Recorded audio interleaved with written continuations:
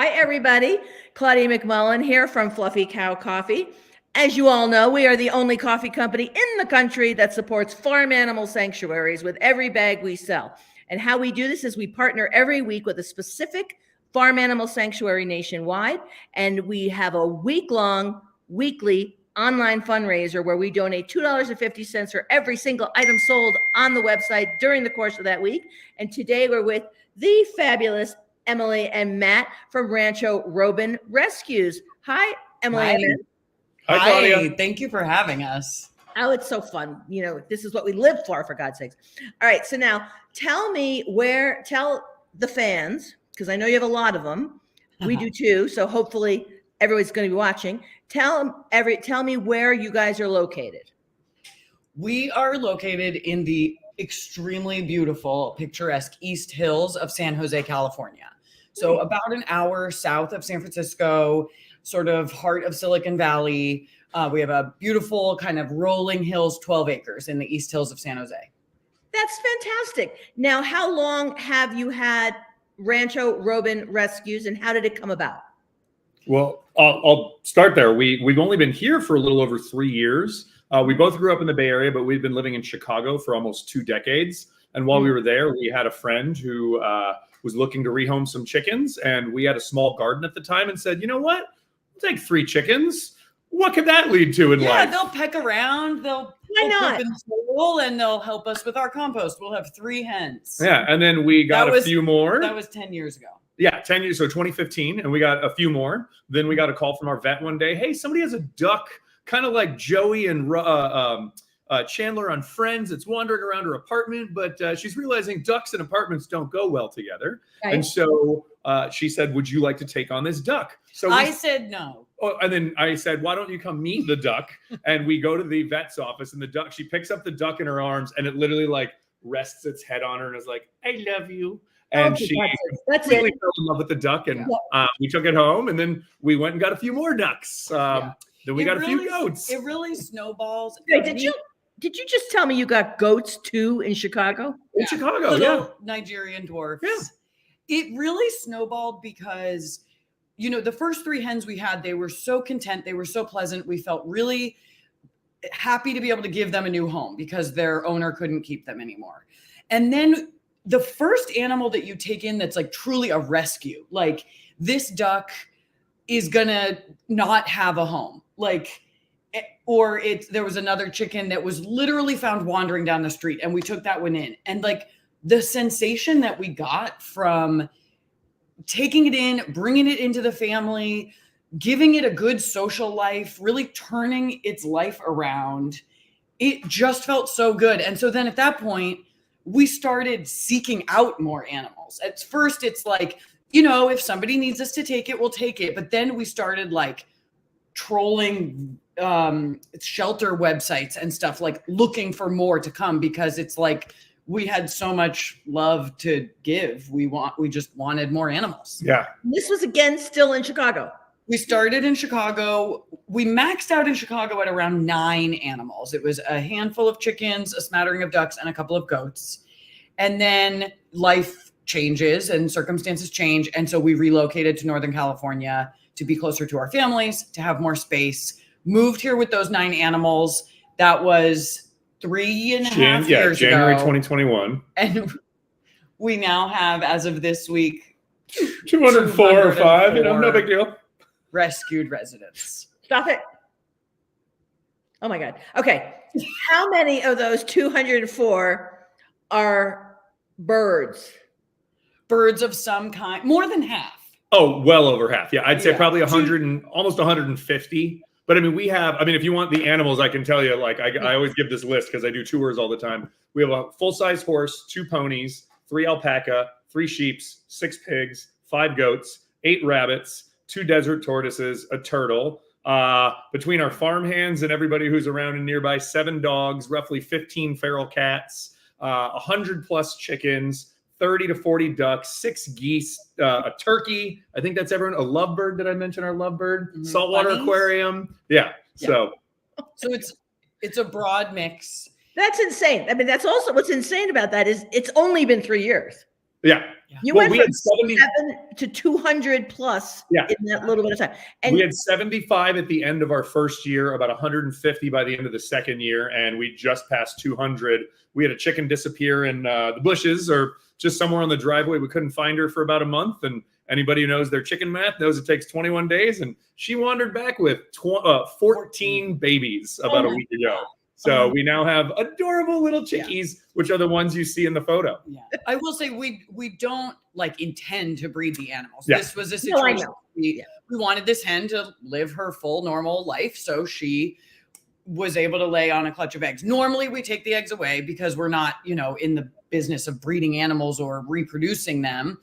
But sometimes that happens, and we want them to have a good natural life. But it really skyrockets because people hear that you can take their goose. yeah. And then they are going to tell anyone they know, or put it on Facebook or whatever. So we take some animals that are a little more difficult that other people can't or won't take, and so that has also helped us kind of grow our animal family. Well, and we always try and encourage people. Look, if you have healthy animals, please reach out to other organizations, because sure, it's easy for us to take care of healthy ones, but plenty of people who just want a small flock or a miniature pig would be happy to take your healthy one. If you have something that requires more care, we have the capacity and the knowledge and the space for it. So we'd rather focus on those. So we always say, look, if you're absolutely no way you can find something else, we will definitely consider it or take it in if we can. If not, there's dozens, if not hundreds of people who are constantly looking for new hens or a pig or whatever. And I mean, we've probably gotten 5 calls this week about,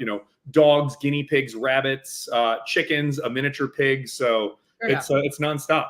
Yeah. So I want to be clear, though. You are a rescue or a sanctuary? Both. I so mean, you rehome some of the animals, or they live with you for the rest of their natural lives? They live with us for the rest of their natural lives. So that's why we call it sanctuary, because we provide them that sanctuary to live out their life. I suppose if somebody came to us and really wanted one of our geese or something, we would consider it. I usually say, look, here's the deal. Somebody's going to contact us within the next few weeks, more than likely with the animal you're looking for. So I can make that connection for you. That's a good point. Right. What we don't want to do is like people with shelters where animals bounce back and forth from a foster home to a shelter to a person who says no and brings them back. Not that fosters aren't wonderful. We have been failed fosters ourselves. Only 4 days with his dog, and 9 months later, he's still here. But, so we want to be that forever home for any animal that comes here. Yeah, give them a respite. And we call ourselves rescue because we truly do sometimes pull animals off the side of the road. I mean, our pigs were dumped on the side of the road. A bunch of we have a chicken who was found in a dumpster. Right. I mean, it's unreal. And so we fully rescue them from those situations. Some of them are in health conditions that are really not survivable unless we intervene. And as long as it's reasonable and humane, we will bring them back to health as best we can. And, we, again, feel so fortunate to have the skill set and the space and some of the resources that we need in order to do that. So. No, it's fantastic. I just wanted to be clear. I mean, clearly the manner in which you get your residents is rescue. Yeah. Oh, yeah. But you are a sanctuary. Yes. Live out their natural lives with you, Yes. which is fantastic. Now, have you maxed set capacity with 12 acres and 200 animals? Don't say that. Everybody's going to be calling you. No, well, and this is what we tell people. It's less about the space we have and it's more about personality management, because we don't want it to be 500 miniature fields. We really do want to maintain still like 3 acre, pastures and stuff like that. So we have a handful of pastures where a group of animals will go into it. But we currently, like I said, 6 pigs. If we get a 7th one and the personality changes the whole dynamic of the group, then we have to spread them. Now we have to figure out where do we keep this half and this half. So it's less about the space. It's more about, conflict management. Fit. Yeah. Okay. But the short answer is, are we at capacity? Never. We will figure it out. I'm still waiting for a fluffy cow and an ostrich. I'm not going to lie. So. Well, we definitely need you to get a fluffy cow. Yes. You got it. Now the ostrich, And 9-foot-tall dinosaurs are totally my jam. I'm okay with it. So people ask us sometimes, like, "Oh, do you have any?" I'm trying to think of a good example of something like, "Do you have any of those cute little Scottish Highland cattle?" And I say no, because those aren't animals that people are dumping on the side of the road. Those Right. aren't the ones that need a home. Those go to homes. People love them. They're cute. They keep them forever. People hatch a chicken in a classroom and it turns out to be a rooster, and then they throw it in a park. Those are the ones that need us. And so we have a lot of those. We have a lot of very loud geese with very strong personalities. We have some teeny weeny roosters with some very big personalities that, you know, we love them. It's a funny mix here. So, okay. So Highlands are great for logos. Mhm. Sure. They make an I mean, they're just the logo cutest thing ever. and name of a company. Couldn't agree more. Well, our logo is on my shirt. A rooster makes a great logo. Does indeed. And Rancho Roben Rescues Uh-huh. also Mhm. sort of looks like like the That's noise right. that roosters make. So Good job. Now you guys know you're one of our first in with our new bags. I love it. yeah. The bag. I mean, you have such great branding. that's Absolutely a reason love it. alone to buy the coffee, because even if I wasn't a coffee drinker, which I definitely am, how cute is that? Yeah. You give like your smart ass friend a bag of The smart smart espresso. espresso. Yeah. With baby donkeys on it. Yeah. Oh, I know.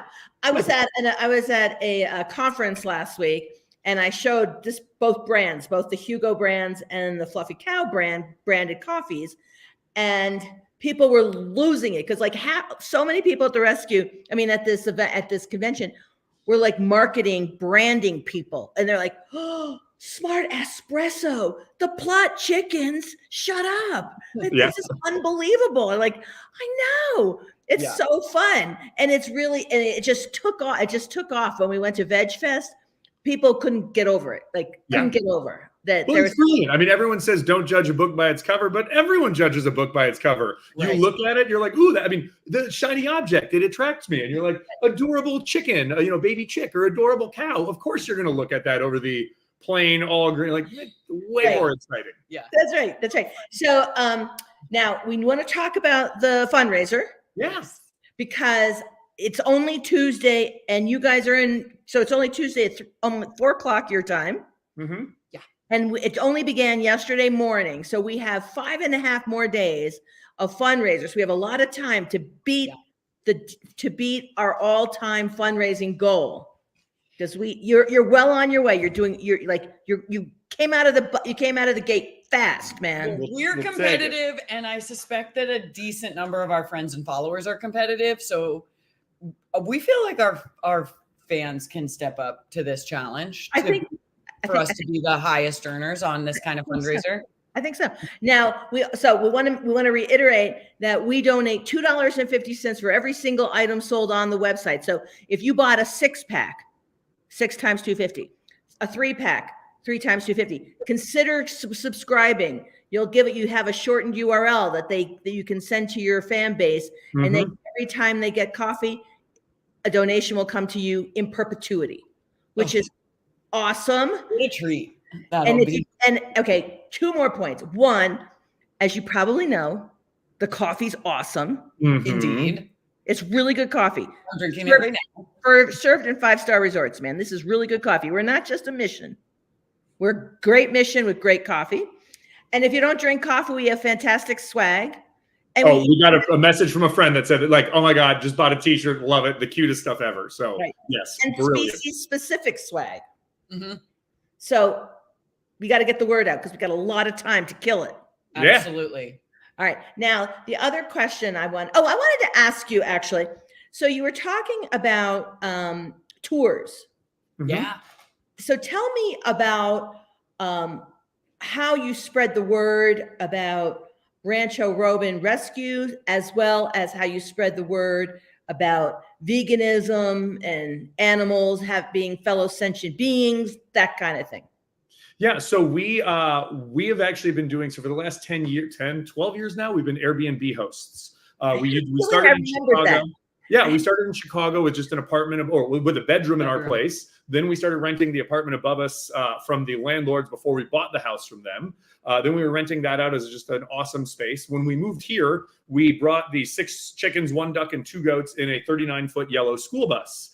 because how else are you going to take your animals across country? So I took that school bus and converted it into a tiny home, which we went on Airbnb. It sits right in front of the field where the horses and the sheep are. So you get to wake up in the morning to a horse saying hello to you while it's eating its morning grains or hay. And you get to explore the farm and stuff like that. So along with that, Airbnb started doing a thing called Airbnb experiences. Because we're a nonprofit, we became one of their social impact experiences. And like any company, they need to make their money. But what they do with social impact experiences is give us 100% of the booking fee. So it's actually, instead of having to pay for advertising, pay for this, Airbnb does it all for us. So I figured out we just did about our 450th person on a farm tour in the last 2 years through Airbnb. And so yeah, it's amazing. And so I did 2. I have 2 tomorrow. I did 2 yesterday, 2 the day before. Sometimes it's a group of 10. Sometimes it's just a couple. We do anything from, 1 person to about 10 people. Yeah. That is just spectacular. Yeah. That is just spectacular. I hope so many rescues and sanctuaries are hearing this. Yeah. Oh, well, I will say it's not, you have to meet criteria, right? And so you have to be a nonprofit organization. You have to demonstrate, all the humane standards of keeping the animals. You have to have a mission that involves education. So it's a very legit situation. It's not like anybody with a backyard flock could call themselves a social impact organization just because, it has to be more official than that. People find us through Airbnb, our website. Our website, a lot of social media, word of mouth. We had a great news story done on us, like one of those, kind of good things happening in the Bay Area, and they featured us, which was delightful. And we got a huge bump in donations, visitors, volunteers. So it's been great. Yeah, that's wonderful. So now, is this anybody's full-time job? Mostly mine. I mean, I was we're going to go real quickly through the background. I was a circus performer for 25 years. I got bored when I was 40 and became a police officer in Chicago. The usual career transition. But while we were in the middle of that is when we had started looking at coming back to the Bay Area. And I realized I can either go to work full time and end up having to pay that much more taxes, but B, have to pay a pool guy, have to pay a plumber, have to pay an electrician, have to pay a gardener, a farmhand, or this or that. Or I can stay home, figure out how to make money on the farm, which is what we're doing through Airbnb, renting out our swimming pool. All the farm tours go directly money-wise to Airbnb, to our sanctuary. I basically give the tour for free in essence, because it's like, look, we're either going to pay for this out of pocket if we don't have enough money, or we are going to raise the money or do farm tours. So we probably make, I'd say, 1/3 of our money from farm tours right now, and about 2/3 from donations. And we're hoping to obviously continually do it, higher and higher on both levels. So I love it. You know what I just love, because you guys have figured out alternative routes to raising funds, which in your particular world is not easy to do. Yeah. Right? Because most people don't know there's such a thing as a farm animal sanctuary. Yep. And if they did, they might not care. But those who care and learn about it, there's still not a lot of routes for you to raise funds. So this is a great, what you've done is to have 3 different manners in which you can raise money to keep all these animals alive for their natural lives is amazing. Well, thank you. Yeah, it also is, there's different routes that people might find interest in this. There's animal rights activists. There's people who are really passionate about this land and the Silicon Valley and what it used to be called the Valley of Heart's Delight, and wanting to see how we preserve the land. It's really important to us to have this 12 acres be natural, beautiful rolling hills with animals, and not continue building, accessory dwelling units and making it into like a mini little village here. For us, it's a little village for our animals. So, and there's, just general educational reasons to come here, right? For children to learn about where their food comes from and, gardening principles. Well, and there's a lot of different reasons why people might like to visit a place like this. Not even just farm animals. You think about it. Of course, when you show a kid what a chicken nugget's made from, and they have their jaw drop and turn white, that's one thing. But literally, they don't even understand where their vegetables or fruits kind of what they look like before they've been neatly packaged. So it is wonderful to show somebody, here's a garden, and also, hey, while we eat a bunch of the stuff in our garden, we have, probably 5 rows of kale and, chard and greens that we just literally, all we do is harvest that for the animals so we can give fresh produce to our animals every day. And people say, oh, I got a ton of leftovers. Do you want to give it to your pigs? And we're like, no, because we're not trying to fatten them up for slaughter. We're trying to keep them healthy and active and alive for as long as possible. So we don't want an overweight pig. We want a healthy pig that is, time to free range. They're blown away when they realize that our pigs eat a third of a cup of potbelly pig food in the morning and a third of a cup in the evening. And we give them maybe a cup of lettuce or a little bit of a melon, but it's not like, here's a pile of, leftover French cheeseburgers, fries, pizza. And like, no, it's not any of that. It's really what's the healthiest, what's the most natural thing we can do for the animals. It's wonderful. Now, Matt, your career history brings up how I acquired Fluffy Cow Coffee. Oh, yeah? Okay. So I didn't start Fluffy Cow. I started Hugo Coffee. Okay. And that supports dog and cat rescue, named after my dog, because I used to run an animal rescue. Love it. And I got reached out to by a gentleman who started Fluffy Cow Coffee in 2019. And he was a farmer, and he wanted to raise farm animals. He wanted to save farm animals. Okay, fine. Then he decided to be a cop in Spokane. Love it. So I bought Fluffy Cow. And he didn't have time for Fluffy Cow anymore. Coincidence. Yes. Is that hysterical? It's amazing to That's me how wild. often I meet people where it's like, yeah, I used to also it's love it. We also meet a lot of people who they find out that we have chickens and they say, oh, my grandmother had chickens. Oh, my uncle used to have a farm and we had goats. Like, so many people have a connection to farm animals that you just never would have realized. So that's a fun way also to kind of connect with friends. And, not everybody has the interest in having 12 acres up a little bit of a winding road in the foothills. So we have it and they can come visit. Well, and we're lucky too, because Emily's a pediatric emergency doctor. So she has a very real, very busy job, but that also means a lot of her skills translate beautifully to, hey, something doesn't look quite right. And I might say, it seems like this. And she'll say, well, it can't be that because this, I'm one of those people who's like, well, can we give it an antibiotic? She's like, no, you don't give it antibiotics for this. You give it for that. And I'm like, that's why you're the doctor. But it's great because we then know what to call our vet with and say, hey, this is what we have on hand. This is what we've got going on. Can we pick something up? Can we use what we've got? What should we do? And so it's obviously something she already understands. And sometimes I secretly wish she would just be a vet, but I somehow don't think going back to vet school is in the cards. I do sometimes daydream. You know what? Maybe if we make enough money in this fundraiser, Okay. Vet school tuition. Perfect. Now you're killing me, Smalls. All right. Now, Emily and Matt, we got to wrap it up because I think we might get cut off soon. I don't know if you've definitely I've chatted the longest with you. That's for damn sure. I have that ability with not people. Sorry. Yeah. I'm totally sorry, not sorry, because I could talk to you for another hour. But so tell me, because I know you're going to do it. You're going to do great because you have an activated fan base because you're so activated, and now I'm activated for you. Now, tell me what kind of impact a $500 donation would have. Go. $500. I mean, my goodness, I made a joke about using it for vet school tuition. We certainly wouldn't do that. We have a lot of practical projects. This money would go immediately to use. Small things like replacing some worn out equipment, like getting new feed scoopers that are, the exact correct sizes for the different animals, upgrading some of our equipment that we use to just keep the land functioning, rakes and shovels and things. I will tell you one project I've really been wanting to do, and $500 could get us all the way there, is we have a delightful little wooden enclosure. We call it Rosemary's Room. It's named after a duck that we used to have named Rosemary. It really desperately needs just some new roofing material, a little bit of new flooring material, a little bit of reinforcement around the edges for predator proofing. $500 would refurbish Rosemary's Room. I'm getting goosebumps thinking about it. It would really change that entire enclosure. There's 8 birds who call it their home every single night and they get closed in safely, but the latch is starting to get loose. We could fix it up entirely.